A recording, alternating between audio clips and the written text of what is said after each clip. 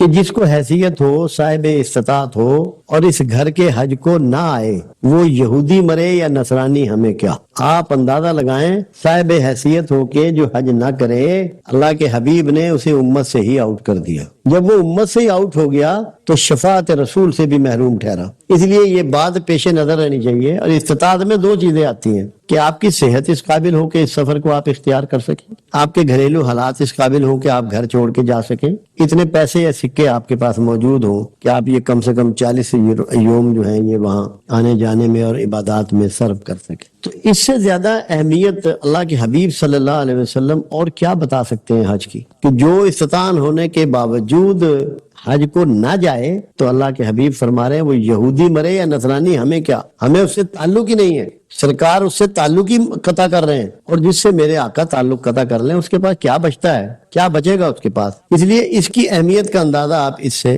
کر سکتے ہیں۔ دوسری چیز آپ فرما رہے ہیں کہ جس نے ان 5 یوم میں، حج کے 5 یوم میں فحاشی اور بے حیائی کا کام نہ کیا اور ارکان حج کو پورا کر لیا تو وہ ایسے ہو جاتا ہے جیسے ایک دن کا پیدا شدہ بچہ، اتنا معصوم کہ اللہ اس کے تمام گناہوں کو دھو ڈالتا ہے، چاہے اس کی عمر اس وقت 70 سال ہے یا 80 سال ہے۔ اگر اس نے 70 سال بھی کوتاہیاں اور غلطیاں کی ہیں اور 5 دن وہ عبادت کر لی ہے اور پراپرلی اس کو پرفارم کیا ہے، بے حیائی اور فحاشی کے کاموں میں وہاں حصہ نہیں لیا، تو وہ ایسے ہو جائے گا یہ حج پرفارم کرنے کے بعد جیسے نوزائیدہ بچہ۔ کتنی بڑی نوید ہے زندگی میں، کیا اس سے بڑی نوید انسان کو مل سکتی ہے کہ حج کرنے کے بعد تمام گناہوں کو اللہ دھو ڈالتا ہے۔ میرا خیال ہے کسی ایک انسان کے لیے جو صاحب ایمان ہے اور جس کو یہ پتا ہے کہ میں نے اللہ کو جواب دہی کرنی ہے اور روز قیامت اللہ کے حضور کھڑا ہونا ہے، اس کو اس سے بڑی خوشخبری اس زندگی میں کیا اور دوسری مل سکتی ہے کہ اس کی معصومیت پر گواہی دے رہے ہیں خاتم النبیین مخبر صادق رسول اللہ صلی اللہ علیہ وآلہ وسلم۔ یہ دونوں اتنی بڑی خبریں ہیں کہ میرا خیال ہے کہ اس کا کوئی مقابل اور بات نہیں ہو۔ تیسری امپورٹنٹ بات، بہت امپورٹنٹ، پروردگار عالم ابراہیم خلیل اللہ سے فرماتے ہیں کہ ابراہیم میرا گھر تعمیر کرو اور لوگوں کو اس کے حج کی دعوت دو۔ لوگ دبلے پتلے اونٹوں پر، اونٹنیوں پر، جانوروں پر دور دراز سے آئیں گے، تو میزبان کون ہوا؟ حج کی دعوت کس نے دی؟ اللہ نے، ایک برگزیدہ پیغمبر کے ذریعے۔ آخری دن تک، قیامت کے قریب تک بھی جب تک حج جاری رہے گا، جو بھی حاجی جائے گا وہ اللہ کا مہمان ہوگا۔ تو وہ شخص کتنا معزز ہو جاتا ہے اللہ جس کا میزبان ہے، اور اللہ دعوت دے کے بلا رہا ہے، آپ اپنی مرضی سے نہیں جا رہے۔ یہ چیز ذہن میں رکھ لیں کہ آپ اپنی مرضی سے نہیں جا رہے، دعوت وہاں سے آئی ہے۔ تو جو دعوت دے کے بلا رہا ہے وہ آپ کے اعمال کو کس انداز میں کیسے کیسے قبول فرمائے گا، کیسے کرم کر دے گا، کیسی رحمت کر دے گا، کیسی برکتیں آپ پہ نازل کرے گا، کیسے انعامات سے آپ کو نواز دے گا۔ تو آپ مہمان ہیں اللہ کے، اکارڈنگ ٹو قرآن کے مطابق آپ اللہ کے مہمان ہیں، وہاں کسی کے مہمان نہیں ہیں۔ تو جیسے ہی بندہ حج کا ارادہ کرتا ہے نا، اللہ کی میزبانی شروع ہو جاتی ہے، وہ قابل احترام ہو جاتا ہے، وہ معزز ہو جاتا ہے کہ یار یہ تو اللہ کا مہمان ہے بھائی، اس کو تو اللہ نے بلا لیا ہے، اس کی میزبانی کا شرف تو اللہ خود اٹھا رہا ہے۔ تو 1 منٹ کے 1000ویں حصے میں انسان جیسے ہی حج کا ارادہ کرتا ہے، عام بندہ نہیں رہتا، اللہ کا مہمان ہو جاتا ہے، معزز ہو جاتا ہے۔ کتنی بڑی پرفارمنس، کبھی اس کو سوچے آدمی، ہمارے اور نہ کرنے پر امت سے اخراج کی بات بھی فرما رہے ہیں، اور میزبان اللہ خود ہے۔ ابراہیم خلیل اللہ کو اللہ کہہ رہا ہے کہ لوگوں کو میرے گھر کی دعوت دو۔ تو اس لیے اس کو اتنی ہی امپورٹنس دینی ہے جتنا کہ یہ عبادت امپورٹنٹ ہے، اور جس کا اظہار اللہ اور اس کے رسول کی گفتگو سے ہو رہا ہے۔ کبھی بھی اب جیسے کہتے ہیں نا، جب کوئی حج کر کے آئے تو اسے جلدی جلدی مل لو، جلدی جلدی اس سے مسافہ کر لو، جلدی جلدی اس کو ماتھے پہ بوسہ دے لو، اس کو گلے سے لگا لو، وہ نور اور برکتیں لے جتنی جلدی مل لو گے تم بھی کچھ سمیٹ لو گے۔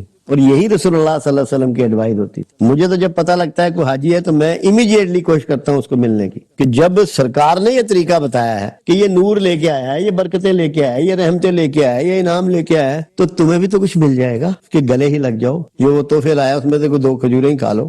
تو کتنی امپورٹنٹ یہ عبادت ہے۔ تو جب تک ہمیں اس کی اہمیت کا اندازہ نہیں ہوگا، اس کو ہم اس طریقے سے پرفارم نہیں کر سکتے۔ ہم نے اس کو ایک رواج بنا لیا ہے، ریچول بنا لیا ہے۔ اتنی بڑی عبادت کو رواج نہیں ہو سکتا، اس کے اندر حکمتیں ہوں گی، دانائی ہوگی، تعلق باللہ ہوگا، کوئی خاص اخلاص ہوگا، خاص قوت پناہ ہوگی۔ ہمیں اس پر بات کریں۔ 2009 میں حج پہ گیا تو یہاں لاہور میں ساتھیوں نے بہت بڑی ایک ملاقات کا لمبی کرتے کرتے کرتے کو 350-400 لوگ اکٹھے ہو گئے, کھانا شانا ہوا. مجھے کہنے لگے کہ آپ کس لیے حج پہ جا رہے ہیں, خاص آپ کے ذہن میں کیا بات ہے؟ میں نے کہا ایک تو یہی بات ہے جو میں نے ابھی آپ کو سنائی ہے کہ کیسے کیسے انعامات ہیں, کیسی قبولیت ہے, اور رسول اللہ صلی اللہ علیہ وسلم کی طرف سے کیسی وعید ہے نہ کرنے پہ. میں نے کہا ایک اضافی بات اور بھی ہے, میں بینک میں ملازم رہا ہوں, جرم کا رہنے والا ہوں, رشتہ داریاں ہیں, دوستی ہے, تعلق ہے, لوگوں کے ساتھ مرنا جینا ہے. تو میں دیہاتوں میں گیا, شہروں میں گیا, محلوں میں گیا, جن جن لوگوں کے ساتھ میں نے نوکری کی, جن کے ساتھ میں نے سفر کیا, جن کے محلے میں میں رہا, جو میرے بچپن کے کلاس فیلو, میں نے جتنے لوگ حیات تھے ان سب سے معافی مانگی. جا مبادہ میری زبان یا ہاتھ سے کسی کو دکھ پہنچا ہو تو میں ان سے معافی لوں. میں نے کہا میرا حج تو یہ ہے کہ مخلوق سے معافی اکٹھی کر کے خالق کو پیش کرنی ہے کہ اب تو بھی معاف کر دے.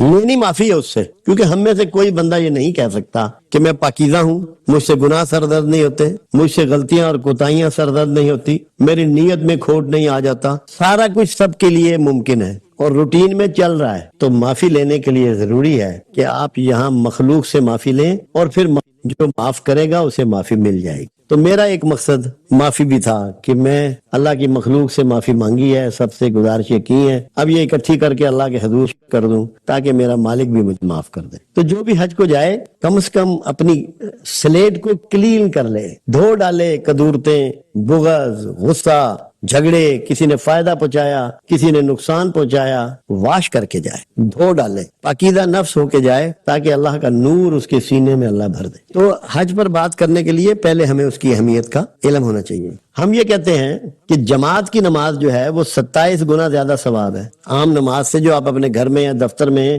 یا گاڑی میں یا کسی صحرا میں ادا کرتے ہیں. جو نماز آپ مسجد میں ادا کرتے ہیں اس کا ثواب 27 گنا زیادہ ہے, یعنی کہ 27 گنا زیادہ. بہت بڑی فکر ہے. اور اب ذرا آپ اندازہ لگائیے کہ یہ کتنی بڑی اجتماعی عبادت ہے. جو آپ محلے اور گلی میں نماز ادا کر رہے ہیں, اور جب آپ کسی بڑی مسجد میں جاتے ہیں, جمعہ ادا کرتے ہیں, پھر آپ کو اکٹھا کیا جاتا ہے, عیدین ادا کرتے ہیں, اور پھر آپ کو حج پہ بھیج دیا جاتا ہے. اتنا بڑا اجتماع, پوری امت کے مختلف ممالک کے لوگ اکٹھے ہوتے ہیں, مختلف مسالک کے, مختلف ذہنوں کے. تو یہ کتنی بڑی اجتماعی عبادت ہے. جب آپ یہ اجتماعی عبادت کرتے ہیں تو آپ کو 27 گنا ملے گا یا کوئی گنا کا حساب ہی نہیں رہے گا. وہاں آپ دیکھیں کہ کتنی کمال یہ ہے, وہاں کوئی مسلک نہیں ہوتا, کوئی مکتبہ فکر نہیں ہوتا, کوئی زبان نہیں ہوتی, کوئی رنگ نہیں ہوتا, کوئی نسل نہیں ہوتا. تو جو عبادت کا سب سے بڑا شعبہ ہے وہ یہ اس سے کہ اگر آپ اس جذبوں سے نکل جائیں, ان منفی سوچوں سے اور منفی انداز کو ترک کر دیں, اور آپ کے پیش نظر کوئی قابل نفرت نہ رہے, آپ میں اور اس میں کسی میں تفریق نہ رہے, وہ پوزیشن بنتی ہے حج پہ آپ کی. کتنے محترم ہو جاتے ہیں آپ, کتنے مقدس ہو جاتے ہیں آپ کہ جب آپ بالکل ایک صرف مومن کی حیثیت سے وہاں جاتے ہیں, اللہ کے دعوت پہ وہاں جاتے ہیں. تو اتنے بڑے اجتماع کی جو عبادت ہے اس کے ثواب کتنا پرسنٹیج بڑھ گیا آپ ایسٹیمیٹ ہی نہیں کر سکتے. صرف آپ کو اس کو سوچنا ہے کہ پوری امت کو سالانہ اللہ اکٹھا کر رہا ہے, اللہ کو کیا مل رہا ہے, اللہ کو اس سے کیا فائدہ ہو رہا ہے. اس کا فائدہ امت کو ہے کہ وہاں جاؤ اور صرف وضو کر کے نمازیں نہ پڑھو, سوچو کہ رسول اللہ صلی اللہ علیہ وسلم کو اللہ نے کیوں معبود فرمایا, آپ کو یہاں کیوں بھیجا, کیا سوچنے کے لیے بھیجا, آپ کے ذریعے پروردگار کا مقصود کیا ہے کہ آپ کو اکٹھا کیا جا رہا ہے سالانہ طور پر, اور پھر ہر سال یہی کام ہوتا ہے. ایک سال سوچو, غور و فکر کرو, اگلے سال جا کے وہاں دیکھو کہ جو آپ نے غور و فکر کیا تھا اس پہ آپ کتنا چلے, آپ نے کتنا اس پر کام کیا. یہ آپ کو وہاں اکٹھا کیا جا رہا ہے رسول اللہ صلی اللہ علیہ وسلم کے پروگرام کی تکمیل کے لیے, اللہ کے پروگرام کی تکمیل کے لیے.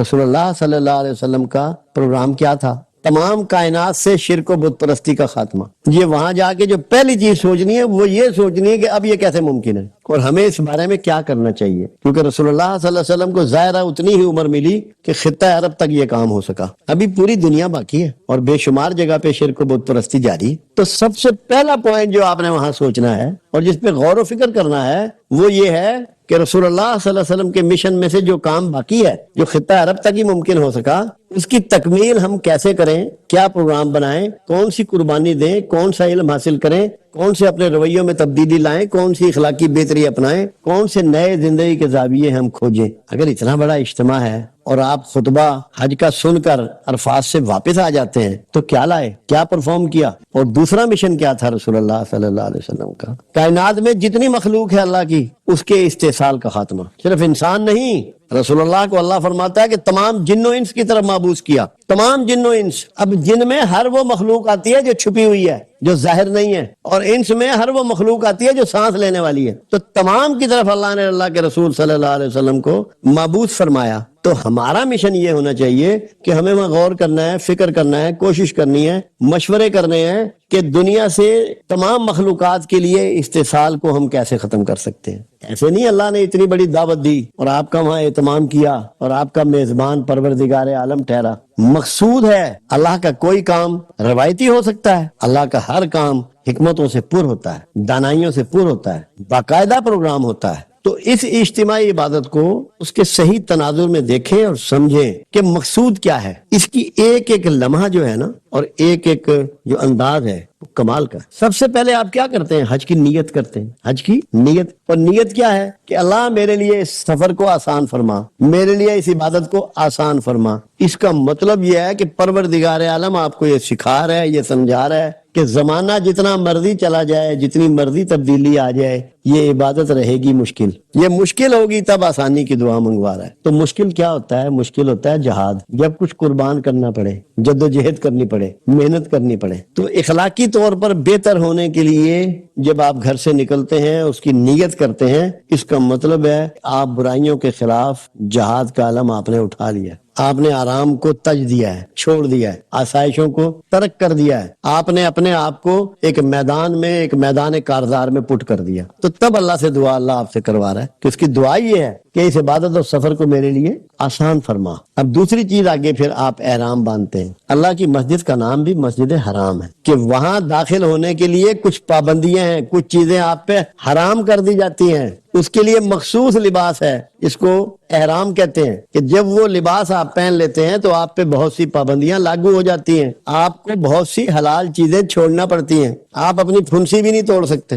اپنا بال نہیں جسم کا توڑ سکتے, تو بہت سی چیزیں آپ پر شکار نہیں کر سکتے, شکار کیا ہوا گوشت نہیں کھا سکتے. پابندیاں لاگو ہو جاتی ہیں. کیوں؟ اللہ کو کیا ملتا ہے آپ پہ پابندیاں لگا کر؟ صرف یہ چیک کرنا ہے کہ آپ میں فرما برداری کی ریشو کیا ہے. ورنہ یہ تو وہ بات ہے, قوم سبت کہتے ہیں اسرائیلیوں کو, کہ جب اللہ نے کہا نا کہ تم نے ہفتے والے دن شکار نہیں کرنا, اللہ کا تو کوئی نقصان نہیں ہونا تھا مچھلیوں سے, وہ جمعے کی رات کو مچھلیوں کو اندر لے لیتے تھے. دیکھنا یہ ہوتا ہے پروردگار عالم نے کہ یہ جو بندہ میری طرف چلا ہے اس میں فرما برداری کی ریٹنگ کیا ہے, کس حد تک صعوبتیں اٹھا سکتا ہے, کس حد تک میرا فرما بردار بندہ ہو سکتا ہے. تو احرام پابندیوں میں رہنے کا نام ہے, اور ہم اپنے آپ کو بالکل آزاد سمجھنے لگ پڑے ہیں. اللہ یہ سمجھا رہا ہے کہ تم آزاد نہیں ہو, میرے بندے ہو, میرے عبد ہو, میرے غلام ہو. اس کی کنفرمیشن آپ کو احرام کے لباس میں پرووائڈ کر رہا ہے کہ تیری مرضی اب ختم, تیرے معاملات ہیں مگر چلیں گے میری مرضی سے. تو یہ جب آپ احرام باندھتے ہیں تو آپ فرما برداروں میں داخل ہو جاتے ہیں, اپنی آرزو اور خواہشیں آپ ترک کر دیتے ہیں, آپ اللہ کی مرضی پہ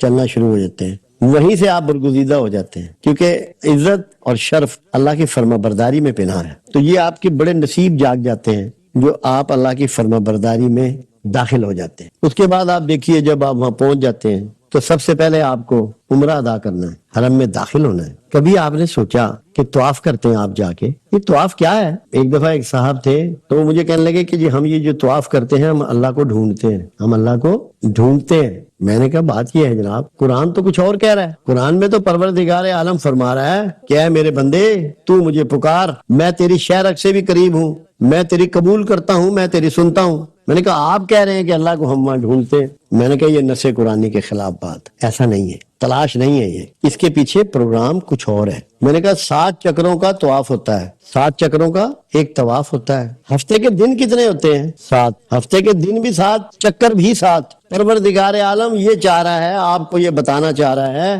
کہ ہفتے کے 7 دن تیری تمام کاوشیں, تیری عبادات, تیرے معاملات, تیری سوچیں, تیرے ارادے میرے گرد گھومنی چاہیے. تیرا محور میں ہوں, تیرا محور میں ہوں. تیری تمام پلاننگ, تیری تمام سوچیں, تیرے سارے ایکٹ, تیرے کاروبار, تیری نوکریاں, ان کا محور میں ہوں، ہفتے کے 7 دن یعنی کہ ساری عمر۔ جب ایک ویک میں 7 دن آپ پھر رہے ہیں تو اگلے ویک میں بھی 7 دن آپ اللہ کے گردی گھوم رہے ہیں۔ اور میں نے یہ کہا، میں نے کہا دیکھیں ایک بات اور اس میں کمال کی ہے، دنیا میں ساری مشینیں ہر چیز کلاک کی مانند گھومتی ہے، رائٹ ٹو لیفٹ، دائیں سے بائیں کو سب گھومتے ہیں۔ میں نے کہا یہ واحد عبادت ہے اور کمال حسن ہے کہ اس میں آپ بائیں سے گھومتے ہیں، چکر جتنا بھی ہے طواف کا آپ بائیں سے اختیار کرتے ہیں، حجر اسود سے جب آپ شروع کرتے ہیں تو بائیں طرف سے دائیں کو مڑتے ہیں، یہ اینٹی کلاک ہے۔ میں نے کہا کیوں ہے اینٹی کلاک؟ تاکہ اگر اینٹی کلاک نہ ہو تو کعبہ آپ کے دل کی سمت سے ہٹ جائے گا۔ اس کو اینٹی کلاک رکھا کہ آپ کا دل ہمہ وقت کعبے کی طرف رہے گا 7 چکروں میں۔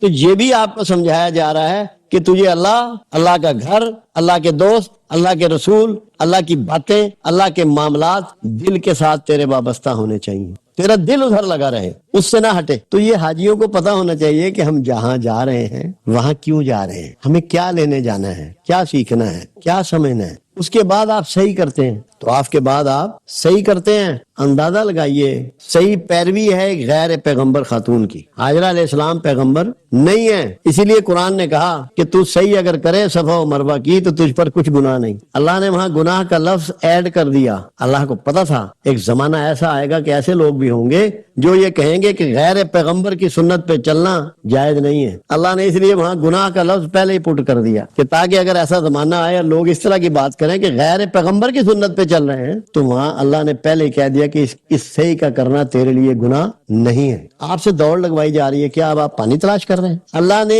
ایک ماں کی جنگل میں، تنہائی میں، صحرا میں محنت کو اتنی عزت دی، اتنی آبرو دی کہ اس کو آپ کی عبادت کا حصہ بنا دیا، آپ کی عبادت کا پارٹ اینڈ پارسل بنا دیا۔ عمرہ ہوتا ہی نہیں صحیح کے بغیر، اور عمرہ نہ ہو تو حج نہیں ہوتا۔ تو اگر آپ حج پرفارم بھی کرائیں اور مائیں بہنیں بیٹیاں آپ کی نظر میں معتبر نہ ہو جائیں، مقدس نہ ہو جائیں، تو کیا حج ہو گیا؟ جو محنت کر رہی ہیں اپنے بچوں کو پالنے کے لیے، اپنا خون پسینہ ایک کر رہی ہیں، ان کی تقدیس اگر آپ نہیں کرتے تو آپ نے کیا صحیح کر لی؟ کیا صفا و مروہ آپ ہوئے؟ یہ بتایا جا رہا ہے آنے والے ہر انسان کو، آنے والے ہر زمانے کو، کہ سلام کرو ان ماؤں کو جو اپنی اولاد کے لیے اس طرح کی محنت کرتی ہیں، وہ سلام کے قابل ہیں، ان کی عزت کرو، ان کی تکریم کرو، ان کا احسان مانو۔ اور ایک قانون اللہ نے دیا وہاں، اور اللہ یہ کہتا ہے کہ جو بھی محنت کرتا ہے میں اس کا صلہ ضرور دیتا ہوں۔ تو صلہ کہاں دے دیا؟ بیٹے کی ایڑیوں میں، اور اس کو زمزم ٹھہر ٹھہر اتنا بڑا صلہ دیا کہ فرما رہی ہیں رک جا، تو اتنی تیزی سے بہ نکلا ہے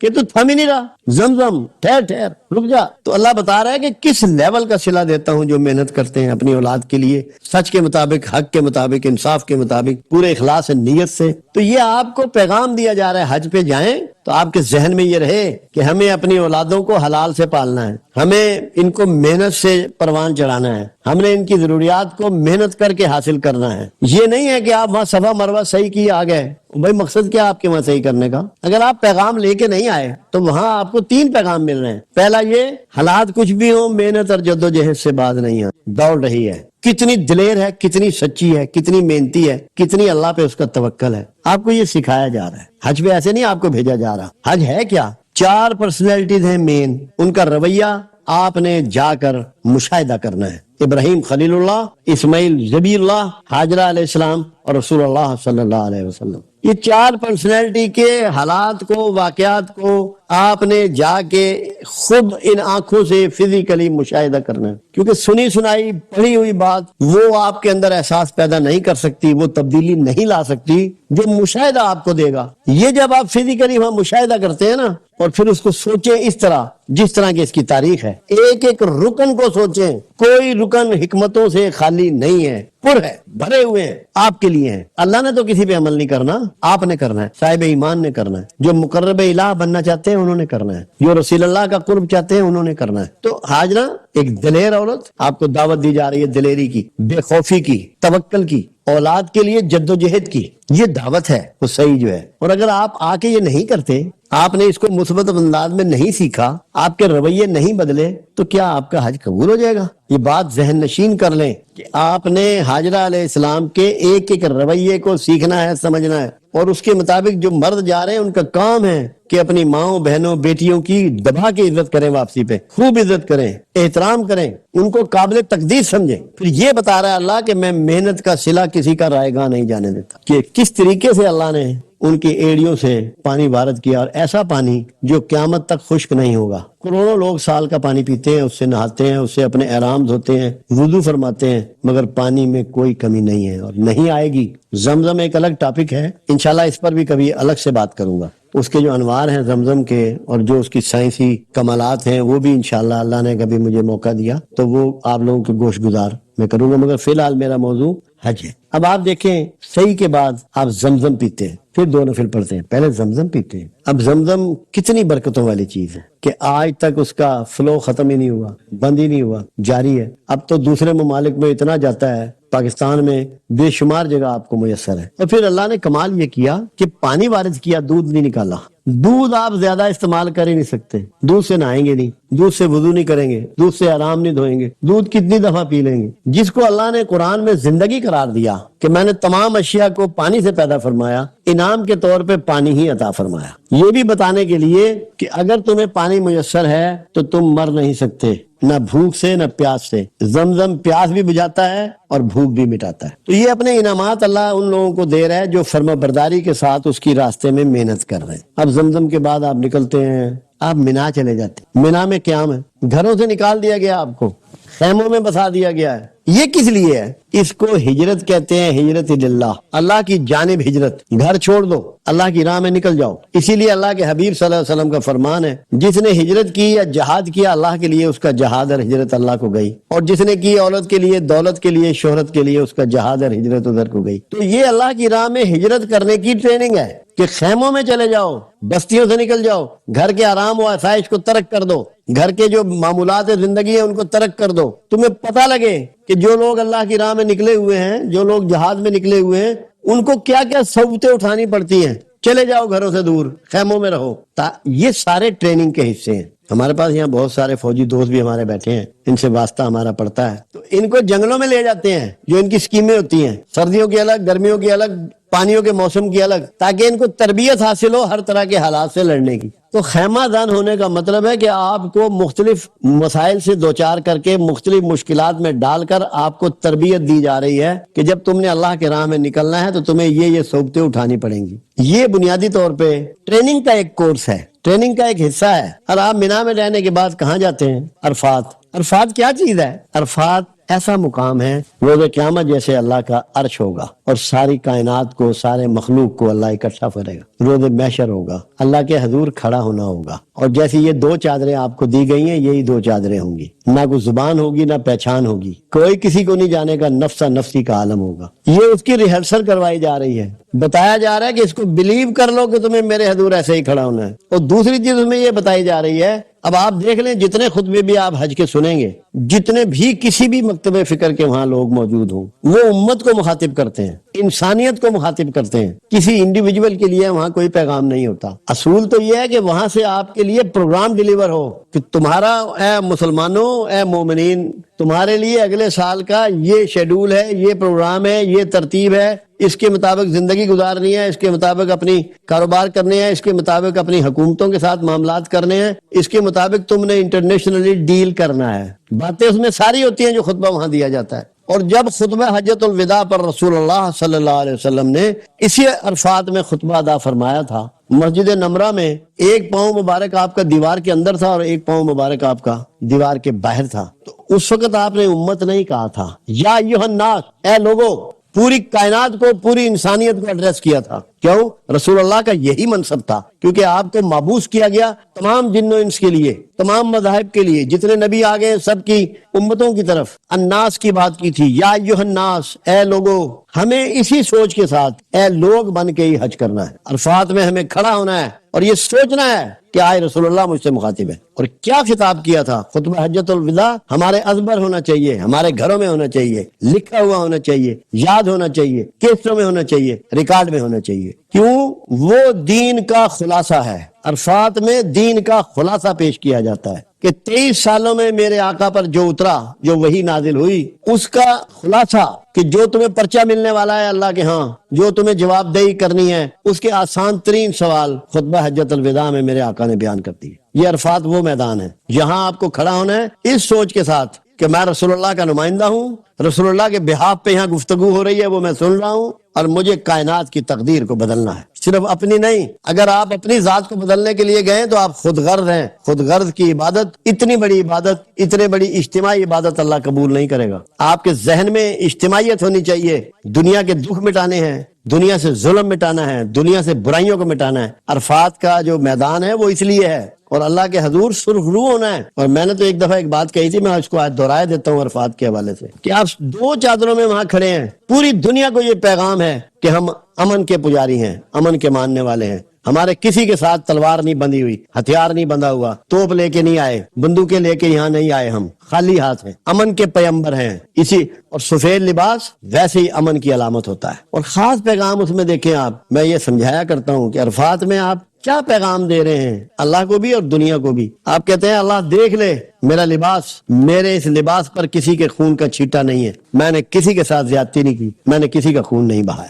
دیکھ میرے مالک اس میں جیب ہی نہیں ہے, میں نے کسی کا مال نہیں لوٹا, میں تو خالی جیب آیا ہوں. دیکھ میرے مالک, میرا تو اپنا سر ننگا ہے اور روڈا ہے. عمرہ کرنے کے بعد سر تو ویسے ہی ٹنڈ ہو جاتی ہے کہ اللہ میرے تو اپنے سر پہ پگڑی نہیں ہے, میں نے زندگی میں کسی کی پگڑی نہیں اچھالی. یہ آپ سٹیٹمنٹ بھی لانچ کروا رہے ہیں اللہ کو, وہاں عرفات میں سٹیٹمنٹ لانچ کروا رہے ہیں کہ پروردگار عالم تو گواہ رہنا, کسی کے ساتھ زیادتی نہیں کی, کسی کا خون نہیں بہایا, کسی کا مال نہیں لوٹا, کسی کی عزت نہیں اچھالی. عرفات بہت بڑا پیغام ہے, مگر اس کا بنیادی پیغام یہ ہے, آپ یہ سمجھیں کہ آپ گفتگو سن رہے ہیں رسول اللہ کی کسی کے بہاف پر. رسول اللہ کے بہاف پہ جو شخص بول رہا ہے, جو امام وہاں کھڑا ہوا ہے, اور آپ نے اس پیغام کو لے کے دنیا کی تقدیر بدلنی ہے. آ کے وہی سود کا کاروبار نہیں کرنا. واپس آ کر مجھے کسی شخص نے پوچھا یہ کیسے پتا لگ جائے کہ حج قبول ہوا یا نہیں ہوا. میں نے کہا یہ بہت آسان ہے, یہ کوئی دشوار نہیں ہے. اس گھر کی برکت ایسی ہے جو تم لے جاتے ہو بڑھا کے لے آتے ہو. اگر معافی لے گئے ہو تو رکت بڑھ جائے گی تمہاری, تمہارا دل نرم ہو جائے گا,